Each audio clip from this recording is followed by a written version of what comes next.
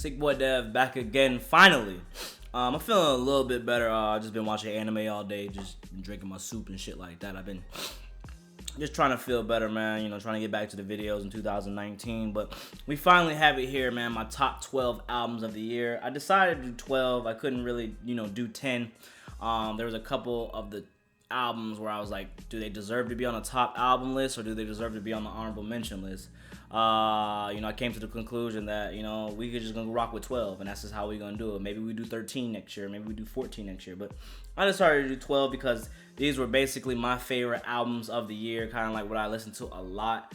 From start to finish, I thought they were amazing projects, whether they were, conceptually amazing or if they just, had all the vibes, no matter what, if all the tracks were, resonated with me, I decided to put those on my list. Now, remember, this is my list. Do not get mad at me because I put these top 12 albums on my list and, they probably don't, they're probably not the same as your list. We're all different people. I always say that. But with that being started, man, I'm just going to try to get through this quick because I'm really not feeling too good. I want to get back to sleep, but I do want to get this list out before January gets, too far ahead of me.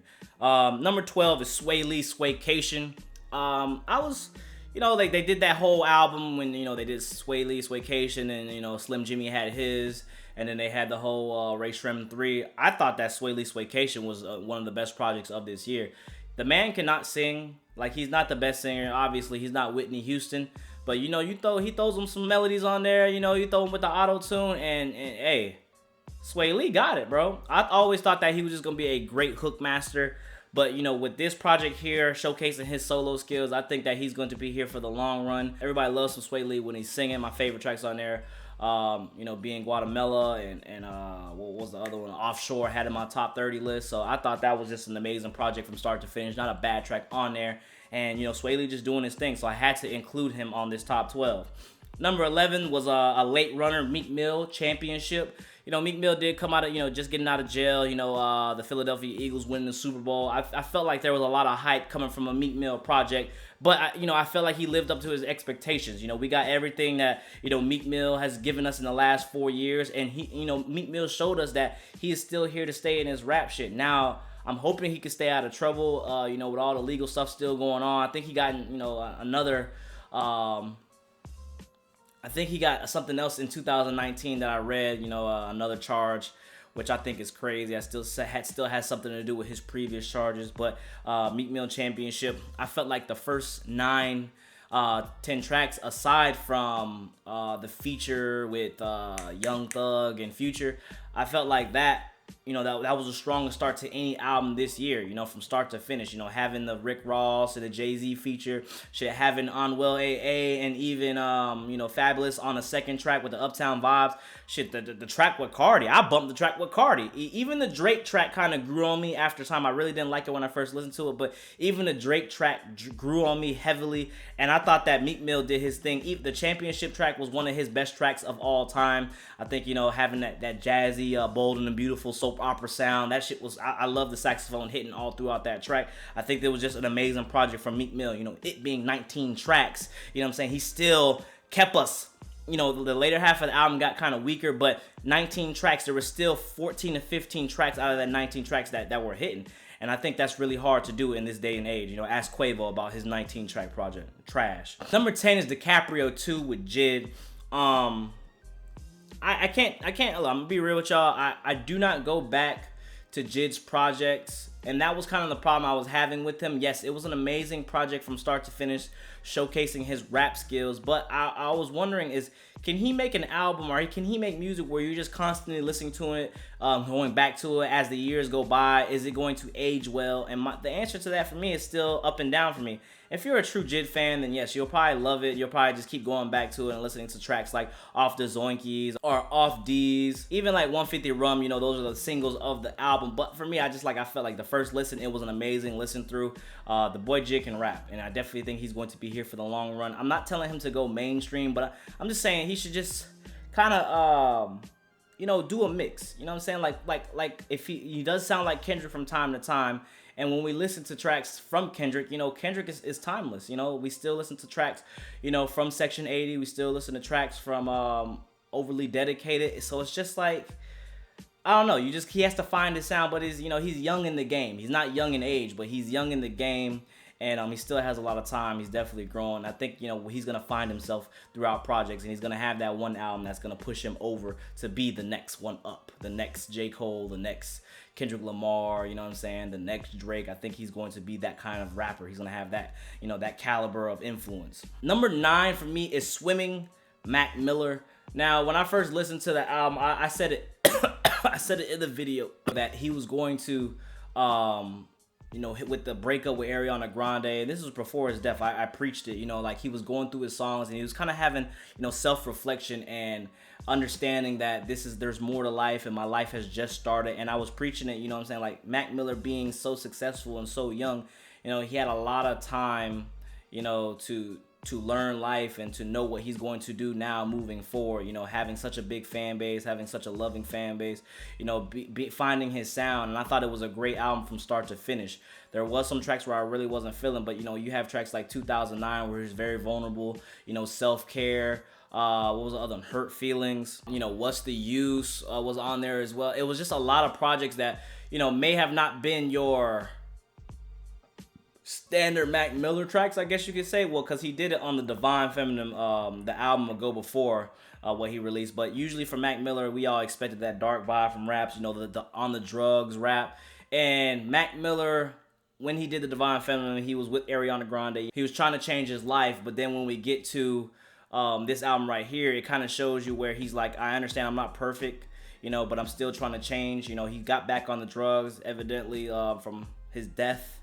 It was a very sad thing because I was preaching that he did have a lot of life left. And I'm not putting him on this top 12 albums because, of his death. I'm really just genuinely, I like the album, like that Self-Care track was one of my top favorite tracks of the year. If you go watch the reaction video to it, like I love that track. The second transition into that song was something amazing, like, I didn't know. Like I love, y'all know me, man. I love vibes. I mean, it could be soft rap, punk rap, any type of other genre I'm fucking with. I'm not just a rap head. I like all types of music, and I think that's kind of where I stand out, to some of the listeners out there where you guys just only want to hear rap sides, and you want to hear just Eminems and Metaphors and Royces and the Hobsons and all that. You like sometimes you just need to take a chill pill and enjoy some softer shit. I mean, that's just what I'm saying. Number 8 is Drake, Scorpion. Look, man, at this point, man, there's a reason why y'all can find whatever reason y'all want to say of why he sells and why he has the #1 album and why he has the breaking records and all this. At some point, I think people just need to kind of agree that his music is just going to be timeless and his music is just really good. It may come off mainstream at times, but it's just, he knows the sounds that everybody wants to hear. And whether he's talking about relationships and people breaking up and people getting their heart broken, and if it's for music for the 13-year-old fan base that he has a fan base. Like my thing is, like, whether you're 13, whether you're 26, whether you're 27, I liked Lupe Fiasco when I was 12, 13 years old, and I still like Lupe Fiasco when I'm 27, 28 years old. It doesn't change no matter what age you are. I think Drake just has the recipe for success. Now, a lot of things that people get mad at for Drake is, he had the whole thing going on with his son. He had the whole thing going on with Kanye and Pusha. He had the whole thing, that with all this going on and still being able to make this album, adding extra tracks onto it after, the whole this is went on. I think that's the only problem I had with Drake on this album, because if you get to part B on the album is what we all expected from a Drake. He's not a rapper anymore. You gotta understand that. He's not a rapper anymore. He's a pop, whatever, Jamaican, like, he just, like, whatever he wants to do with his genre, he does it. And a lot of people may call him a culture vulture, but it works out for him. I even myself sometimes am guilty of saying that he's a culture vulture because, he can't find what he wants to do. But whatever he does, it's golden. I mean, y'all gotta stop thinking about it as it being a rap album, and it's not a rap album. That whole part B from start to finish, even Ratchet Happy Birthday, where I didn't like it, and I told y'all to unsubscribe from me if y'all did like it, it kind of grew on me. I'm guilty of it again. I will be real with y'all. But Scorpion, it was just a great album. Even from that part A, you can hear, I know he had a chip on his shoulder and he had a lot of things to say, having all that pressure on him. It was tough. He had a kid on his back. I had a baby mama that lived on the other side of the world. Now he has, his rivals of Pusha T and Kanye going at him, and now he has to deal with all this with the release of his album. I think Drake has never been in that spotlight, the negative spotlight. So him making this album, I think he could have took a couple tracks off of that Part A, and if he would have combined some of those Part A tracks with the whole Part B, I think he just would have had another not. For me, with Drake, he doesn't have, well, he has classics. I mean, it's hard to say. He has classics, but he also has timeless music, which equates to classics. I mean, it might be a classic to y'all, but y'all gonna be sitting there singing Marvin's Room, and y'all gonna be sitting there singing Worst Behavior. Y'all gonna be sitting there, Just Hold On, We're Going Home. Y'all gonna be sitting there saying 6 Man like Lou Will. Like, Drake just knows how to make music. I mean, he's just going to always be in my list because he just has great albums, and I'm sorry that a lot of y'all probably don't agree with that number 8, but it's just real. I just gotta be real with y'all. Number 7 is Georgia Smith. Now, Georgia Smith came up on the scene hot.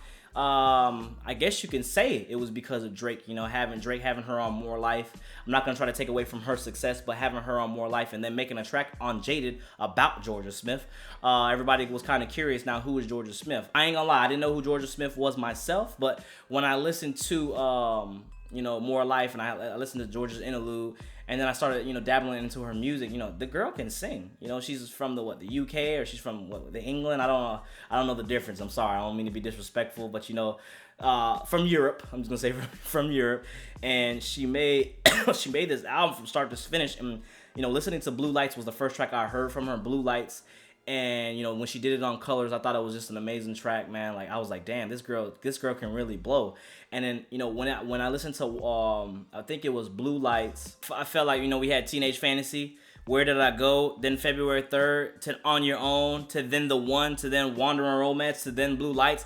I thought that was just, it was strong enough for me to include it in my top 12 albums of the year. I bumped that heavily. If y'all follow me on Apple Music, donate $1 to the Patreon. You give me on my Apple Music, donate $1 to the Patreon. But if you find me on Apple Music, you could constantly see that Georgia Smith, Lost and Found, is always played on my playlist. Like, it's always played at least once or twice a day, because the combo of Wandering Romance to The One, I feel like those are just two powerful tracks showing where Georgia Smith is in her life and her love life, and showing how vulnerable she is. I think that's just, as a singer too as well. A lot of people think that she can't sing, but I think she can blow for what she does. Like, she knows how to sing.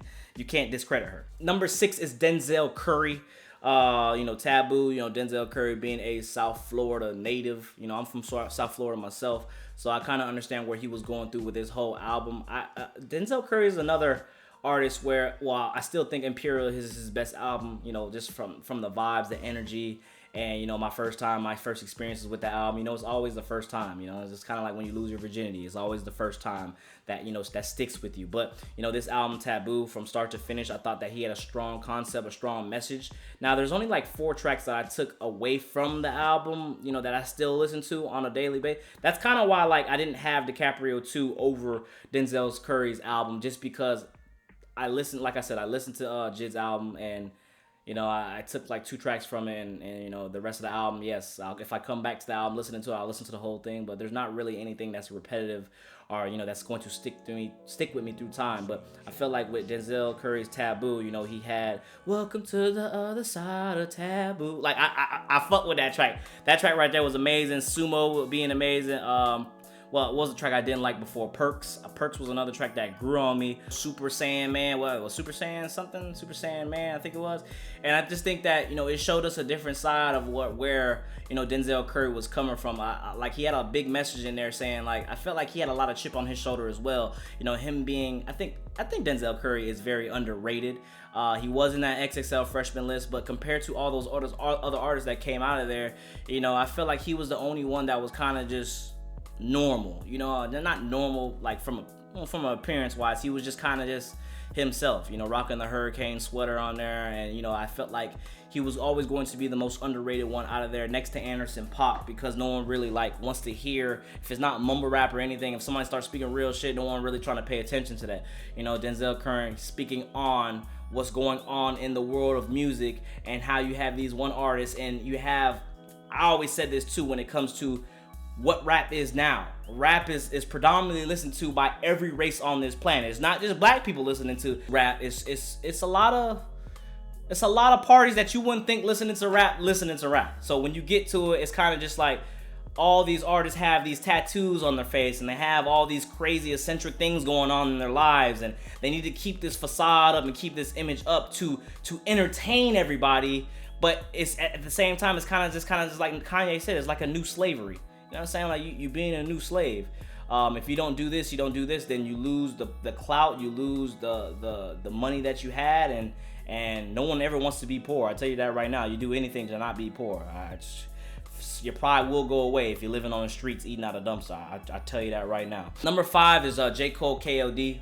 I thought when KOD, you know, I wasn't gonna really disrespect. A lot of people said. I thought it was J. Cole's most powerful album to this date. You know, he brought up a lot of topics where it had an effect on the rap game, if you really thought about it. You know, he's calling out all the mumble rappers, you know, with the tattoos on their face and just spending money on all this luxury shit. When I still don't understand what it does. Like, you know, having like, okay, you know, every once in a while, you know, having a Gucci belt or having a Louis bag, or, you know, that's cool, and having all, but I just don't understand why they think it's, let me waste $2 million on fashion for what? Like, if people buy your music, people buy your music. But that just goes back to what Denzel Curry was talking about with the whole facade that you got to keep up, or your music won't sell, because people buy your shit and support your shit based on your character, not on who you are or what music you make. So when J. Cole was speaking on this whole album, another thing I actually appreciated from J. Cole on this album was he was kind of just lowering his rap skill to show you that, yes, some of y'all are not on the same level as me rapping. But look, I'm doing the same thing that you guys are doing, and I'm still making very awoke, conscious music. Like, a lot of those tracks had a deeper message than what they really were. Some of them were surface level, like they were really in your face, like, hey, look, he's basically selling you, stop spending your money, worry about your tax money, worry about in 5 years when you got to make for your family, when the shit goes away, when you're not going to have it anymore, and be smart with your money. Just be smart. Like, they're not always going to be with you forever. Look, it was kind of crazy, because then Lil Pump gets on an interview with J. Cole, understanding that, like, I did say fuck J. Cole, but, you know, I kind of take it back because this man is really trying to help me. It was kind of just like an old head talking to his kids, like giving wisdom. And, you know, no kid ever wants to listen. I always tell y'all that y'all don't gotta listen to me. But I've been through some shit. I've been through some experience. And when I kind of tell y'all, when I preach about some shit, yes, it's always having fun. But I'm telling y'all from experience that this is what's going to happen. And there's always going to be something else. And you always just got to keep moving forward, because you got a lot of life left. I thought that J. Cole KOD was just a wake up call for a lot of these mumble rappers. I think that Lil Yachty, to me, was probably look, even 21 Savage was getting his mind right. And 21 Savage did a track with J. Cole, and it just hit me. Holy shit. So J. Cole just made this album KOD, and then he does a feature with 21 Savage, who has gotten his mind right, who has been doing stuff for the community, has been better as a person lately in 2018, and it makes sense why J. Cole was on his album now. And if you really think about it, it makes this album, I want to put this shit top 3 now, to be honest with you, because that's crazy. I just thought about that. I really didn't, because I was gonna say that Lil Yachty was the only one that's kind of doing everything smart. Lil Yachty has a lot of sponsors, a lot of stuff. Other than his 360 deal, he has a lot of, you know, upside going for him. And I think that Lil Yachty isn't as crazy as his other peers in the XXL, you know, freestyle. Like, you know, he did his thing. Freestyle freshman class, but I think Yachty is the one that I said that he was the smartest one, even though his music is still straight dumpster. I just think that Yachty is a smart one financially. Now, number 4 is Pusha T Daytona. For the album being so simple, man, it just showcased Pusha T's rap skills. I've liked Pusha T for life. You know, when I was listening to Gangsta Lean, you know what I'm saying? Like with Pharrell and Malice, you know, like Clips. I used to love Clips. I was there with the grinding beats in middle school doing the dun dun dun dun dun dun. Like I was there. I'm glad that I got to witness Clips. I think that Clips would have been one of the greatest duos ever hadn't Malice, you know, left and found himself in church. I think that, you know, with them coming from Virginia and selling all the drugs, a lot of people like to discredit Pusha T for saying that he really didn't do it. It was all his brother. But, you know, they were both involved in the, you know, in the trap life, and they were selling cocaine. And cocaine is different from weed, yo. You sell cocaine, boy, that's a felony, all right? It ain't like no the weed where you just get like a little pity pat charge. Like, no, you get caught with cocaine, boy, your ass is getting a felony.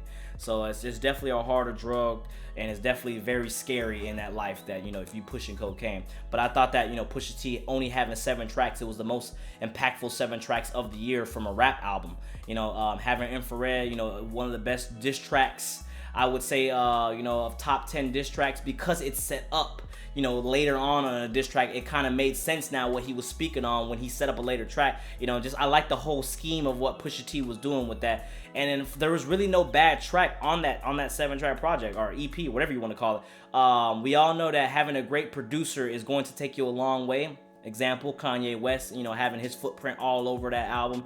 And I think that, you know, with Pusha T's, you know, slow rap style, because Pusha T is not really a crazy flow the way he does. He just has a very wise way of putting his words together, and it kind of just hits you like, damn, did Pusha just say that? And I think that he's more of a poet. He's just a real rapper. He understands how to be a rapper. He's been rapping the same for like the last 13 years, 14 years. You know, there's nothing really he has to do mechanically to his raps. But I just think that, you know, Pusha T having with Kanye, you know, it just boosted him up with the whole Drake beef going on. I think, you know, it finally put the staple in his career of the album that he needed. And now a lot of people kind of woke up, because a lot of people were just still wondering who Pusha T was. That don't, you know, I understand there's a lot of people that listen to music like that, but no one really knew who Pusha T was until this whole Drake thing. And I'm glad now people woke up, because that album was from start to finish was amazing. Aside from the Rick Ross track, I really didn't still like the Rick Ross track on there. I think he could have did without that one, but you know, What Would Meek Do, Infrared, If You Know, You Know, These Are the Games We Play. Like the whole album was just busting, and it was just Pusha T going in with swag. I mean, it's not. But look, I always have this saying: it's not what you say, it's how you say it. And I think that Pusha T has mastered that, because you can have the hops and bars, but if you deliver it like a corny ass motherfucker, people gonna think you're corny as shit. But if you deliver it like how Pusha did it, just had that swag with it, you know? My number 3, I've been hitting it all year. I know a lot of y'all like to question my credibility lately, but I've been praising this album, and I've been saying on Twitter, if you follow me on Twitter, you're actually one of my real supporters. I've been saying it on every, you know, tweet or every Instagram post.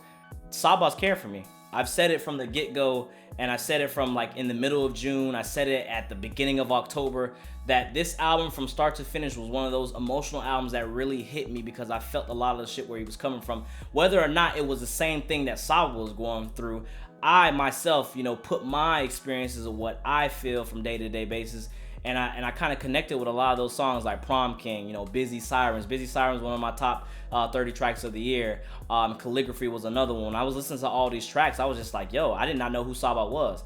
And I'm listening to this album. I'm just like, yo, this shit is amazing, like from start to finish. Now, it kind of reminded me of the Chicago scene, you know, with Chance the Rapper, what he kind of did on acid rap. But, you know, all 10 tracks being what Saba does, having an influence. I could hear a Chance influence. There was even a track on there with Chance, and another track that was really cool was Smile.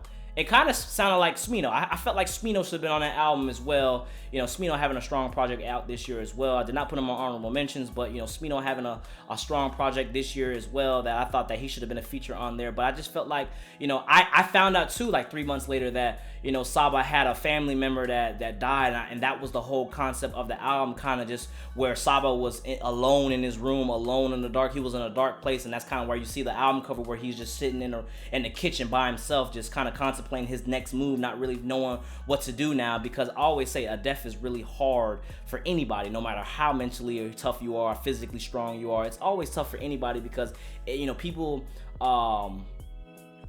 deal with death in different ways. So, you know, when you get so Saba, for what he did, you know, he just kind of just let it go in his music, and it was just kind of him just reflecting on, you know, his past memories of what he did and what he's going to move forward, and kind of just like how I'm going to deal with this darkness. And I thought that was just, you know, we all have some darkness, especially in 2019, 2018. We all got darkness in our life, you know, and how we deal with it, to each your own. I'm not saying out there go and kill somebody, but we all deal with it our own way. And I'm glad that Saba, you know, made this album, because it definitely hit me from start to finish. That Busy Sirens, that's all it really, when Sirens went into transition, that's all it really took for me to keep going. And I was like, yo, this shit is fire. Like, this album was point blank fire. I actually talked to Silver LaQ a couple times, and, you know, when I posted on my Instagram story saying like, yo, this shit is fire. Like, smile, like this shit was just, it was point blank period. So a lot of y'all that's been asking me, hey Dev, have you listened to Saba Care For Me? And I told y'all, stay tuned.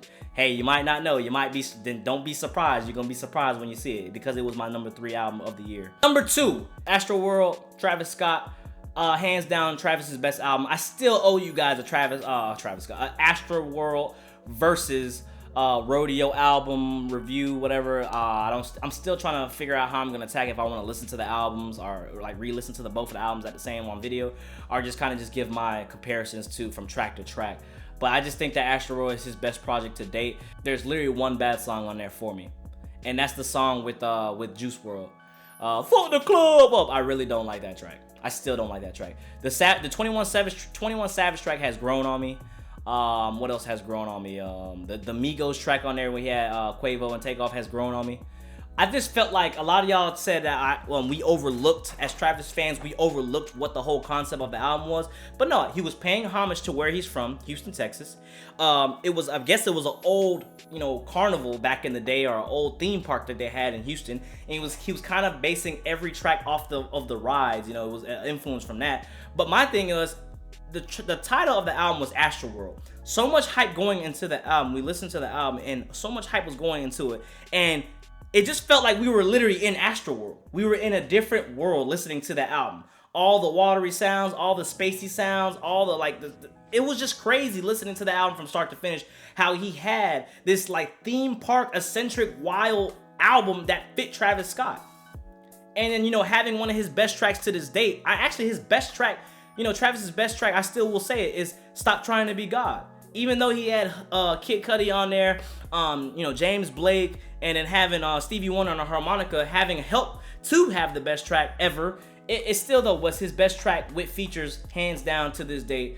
I still say Impossible is his best track solo, but Stop Trying to Be God showcased a lot of what he was going through. Him telling you guys, I'm this big star now, and you guys gotta understand that you guys gotta stop being sheep. Live your own life. I am an influence, but don't let me influence you too much. You know what I'm saying? I felt like the whole video concept of the album was, I felt like the whole video concept of that track was amazing as well. Now, Houston Fornication, like previous Travis, we get Astro Thunder with Thundercat. We get Astro Thunder with what's his name? Thundercat on the production. You know what I'm saying? We get Carousel with Frank Ocean, even though it got taken off. I didn't know how that track. It's lit. It's I thought that Travis Scott, for him taking his time, it lived up to the hype. And I'm glad that we got that album because it was amazing from start to finish. And that's without the hype. That's just Travis Scott doing his damn thing on 17 tracks. That shit was crazy. How you have 18 tracks in his fire from start to finish? I don't get it how he did it, but he did it. Travis Scott becoming one of the biggest stars in music and rap, and I'm glad for it. We are not going to get the dark Travis. I feel like from time to time we may get it, but now we just got this new Travis, and I think that he's transitioning his sound for the better. It's not worse. I mean, we all love dark Travis, but I think it's for the better what he's doing right now, and it's showcasing in his music. Mike Dean doing his thing on there. I felt like it was a complete project from start to finish. It just wasn't number one, because number one, y'all gonna know what number one is. And the number one album of the year, man. A lot of y'all really know me too well now. It's been 3 years? It's been 3 years now. A lot of y'all have been effing with me, and you guys kind of can read my mind and see who I like and who I favorite as the year goes on. But number one album of the year for me is Kid See Ghost by Kid See Ghost, Kanye and Cudi collab. We've all been waiting for this for the last decade and a half. Shit, it might have been about 13 years. We got hints of Kanye and Cudi working together on previous tracks, previous projects, but we never actually got a whole project from them too. And I always knew, with just the way that Kid Cudi knows music and how creative Kid Cudi is, you know what I'm saying? He's a very innovative person. And then just having Kanye all over the production, even rapping on most of the track. I think that, we got Kanye's best raps in a while on a lot of the Kid See Ghost track. Well, not a lot because there's only 7 tracks, but most of the tracks, on tracks like Fourth Dimension and Kid See Ghost was another one where Kanye just ate the track and took the highlight of the track. My thing is, man, what I just did not expect, with them coming out with each album, back to back to back, in the month of June, I believe it was. I just didn't think that, 7-track albums were going to be the fire, but what they did on these 7 tracks, man, on Kid See Ghost is exactly what a lot of these SoundCloud rappers want to create. They want to make these 1-minute tracks where it keeps you entertained, where it keeps you fiending for more. but it really doesn't work like that for me when I listen to the SoundCloud rappers. But when I listen to these 7 tracks from Kids See Ghosts, there's not a single bad track on this album. You know, even having, you know, I'm a big Nervy fan, and having Nirvana sample from Kurt Cobain, you know, on Cuddy Montage, and then, you know, having the intro where I didn't think that the was going to bring so much energy. I didn't really think that, you know, that was going to be a track that grew on me. And look, I can't even lie. Even having Free with Ty Dolla $ign on there, it was just so much amazing music on here. I know I didn't put it in my top 30, none of these tracks, because I couldn't really debate on which ones to put in my top 30 tracks. You know, from start to finish, each track does something different to you. Like I always say, man, like Kanye is the reason Kanye is Kanye, and the reason why he's a top 10 artist of all time is because, you know, he does stuff that's out of the box. He does things that, you know, that no artist does and no artist wants to dwell in. And when he actually gets these sounds going, you either are going to like it or not. But 9 times out of 10, you find something that you like and that you take away from a Kanye produced or a Kanye album. And it's just like, damn. And I'm not taking away from Kid Cudi at all, because if you hear like look, Kid Cudi hums is nigga Cudilicious be doing his thing. All right, I can't. He does his thing. It is what it is. Cudi will always have the best ad-libs, hums in the game. You know, what you can feel the vibrance from him, the positivity from Kid Cudi when he starts. You get to Reborn, and it's just like, damn. Like I feel like the production was just so well polished. Those two mesh well so together, man. And it's just like, I don't understand how you could hate this album. I know a lot of people really didn't like Kids See Ghosts for whatever reasons. My thing is, I think just people just like pure rap albums. That's what I really think it is. And this wasn't actually a pure rap album. This was just a lot of sounds put together, and it kind of worked. A lot of people hated, you know, a lot of people don't like Nirvana. A lot of people hated Cuddy Montage for whatever reason. I'm just like, how? How could you honestly hate that track? Kids See Ghosts, the track Kids See Ghosts sounded like it was some Phil Collins track where it just had the Kids See Ghosts sometimes. Like, I'm not very good at explaining why I like music. I've been like this the last 2-3 years, man. Y'all know me. I'm not the best one to give y'all the most insightful reasons of why I love music and why and what this track does. But I can tell y'all, man, like from a feeling standpoint, when I first put on Kids See Ghosts in the car, not just doing a first reaction to it, when I put it on in the car and I'm actually listening to it from start to finish on a rainy night, man, and it's just like, each track is just classic. You know, it's just a classic album. It's so good. I bought a vinyl. Like, I bought the vinyl of the Kids See Ghosts, and I don't really buy too much vinyls unless I really, really, really, really enjoy the album. So, I mean, I personally love the album. I love the art of it. I love the innovation. I love the creativeness from it. And I just think that, you know, them boys did their thing on that. And no matter how much you hate Kanye West, I think that's one of the main reasons why a lot of people really didn't like the album too. I could say I'm not assuming that reason. I'm not saying that is the reason. I'm just giving my opinion on why I think people didn't like it, and it's because of the whole Kanye egotistical maniac that they think he is and whatever and whatnot, and the whole Trump thing that went down this year.